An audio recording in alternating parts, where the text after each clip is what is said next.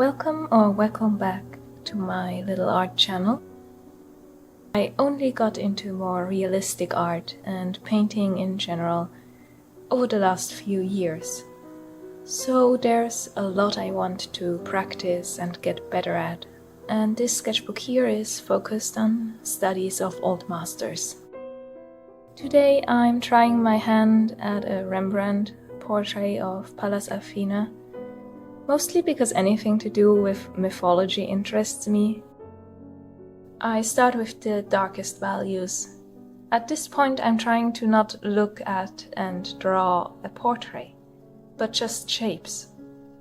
Not even proper shapes, more like dark little blobs that are hopefully placed in the right area of the page to later become parts of this portrait. A lot of artists recommend squinting during the early stage of painting or drawing when looking at a reference. But I honestly just dislike squinting as my eyes are quite sensitive and it gives me a headache. So that advice just never stuck with me long term. It might work well for you, though. For me, while I'm not squinting to get that blurry view, I try to keep my mind in a blurry state, if that makes any sense. After the darkest spots were arranged on the page, I was excited to see how it would combine with the colored pencil. Testing out mixed media of any kind is always fun, as you can never know how they'll interact. For example, the colored pencil did pick up some of the looser charcoal dust and blended that into the reddish hue, that I then used to tone down certain areas even more to get a gray-brown shade. I decided to focus on two different aspects of the reference painting for this sketch: value and saturation. Value, meaning light and dark, immediately stands out in this Rembrandt portrait and in Rembrandt's art in general. The shiny metal highlights and deep shadows of the background present an incredibly wide range. To capture those deep shadows, I decided to use charcoal instead of graphite or pencil. The other focus is saturation, so the intensity of the colors. And to hopefully capture that range in my sketch, I decided to use a single colored pencil along with the charcoal. Breaking down the two features I want to study like this allows me to ignore everything else: the actual colors, brushwork, textures, maybe the proportions, stylistic choices. Color mixing is an entirely different beast that I think would consume my focus immediately if I gave it a go in this sketch. Sometimes it's fine to just reduce the sketch to a few elements that you want to practice, instead of trying to get everything right all at once. I think of it as trying to learn a new language, and instead of just reading an entire book and trying to understand what you see, you maybe study a bit of grammar first and then learn a few new words.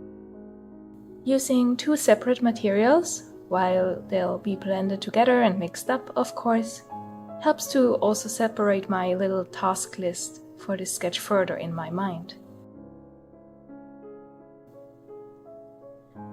I use the blending stump to soften the charcoal. As I'm using a light charcoal pencil, the black it creates isn't quite as dark as it should be. But the charcoal is easier to handle in a sketchbook this way, less messy and not overpowering the colored pencil. This is also a small format, so for charcoal especially, if you want to go dark, I'd recommend using something A4 or larger to have more room for blending.